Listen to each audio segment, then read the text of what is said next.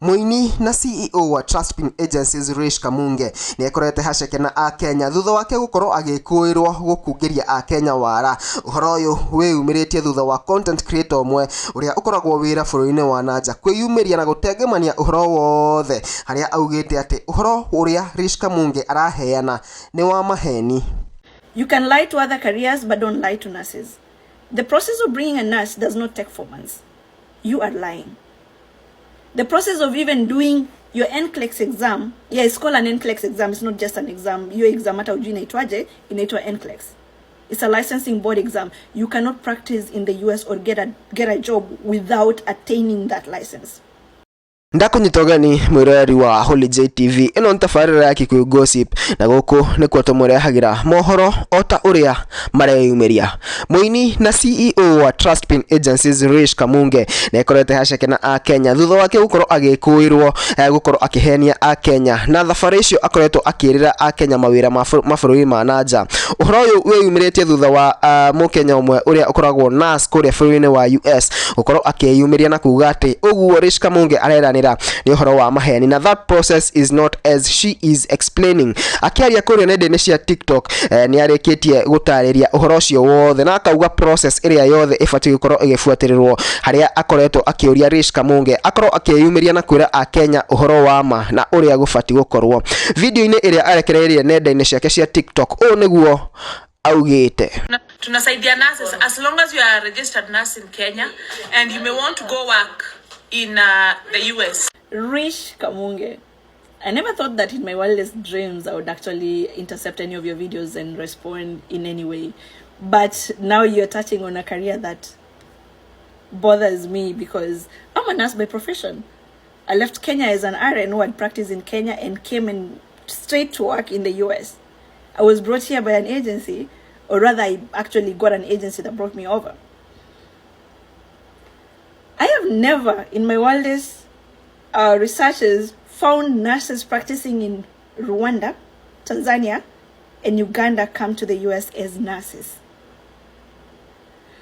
It's okay for you to lie to the other careers because one, I came across 3 different videos by nurses who are actually practicing in the US from Kenya and they came to the US as nurses and they were actually bothered by what you posted. They're not amused. Nobody's amused or happy about what you're doing. You can lie to other careers but don't lie to nurses. The process of bringing a nurse does not take 4 months. You are lying. The process of even doing your NCLEX exam, yeah, it's called an NCLEX exam. It's not just an exam. Your exam hata ujui inaitwaje, inaitwa NCLEX. It's a licensing board exam. You cannot practice in the US or get a job without attaining that license. If you're telling them you're helping them do an English exam, that would make sense. Otherwise, please tag the agency you're working with on your wall. Let us know what agency you're working with. Let us know what agency brings nurses from these other countries because Kenya registered nurse is the only nurse in East Africa who is allowed to practice in the US. It's okay for you to lie to the other careers. We danganya tu walimu na hizo careers zingine. It's none of our business. But don't lie to nurses. Don't lie to nurses. The process does not take the amount of time you're talking about unless you have an embassy in your house issuing work permits for nurses to come and practice in the US. Stop what you're doing. Steal from others. Don't steal from people that we are actually sharing information. Because one, I'm sure you don't even know that there's an NCLEX center in Kenya right now. Anyway, wacha tungoje tujue ni nini unashare, information gani unashare first before we can actually engage. And before you misquote me, I did not say my teachers waende waibiwe. Anaweza waibia cause sina information, but I will tell you for free. There is no agency that is based in Kenya that can bring anybody to the US. Unless huyo mtu ako na agency yake, ako na embassy yake kwa nyumba, msidanganywe. And for the last time, Owen has shared this information over and over, and I'm going to repeat again.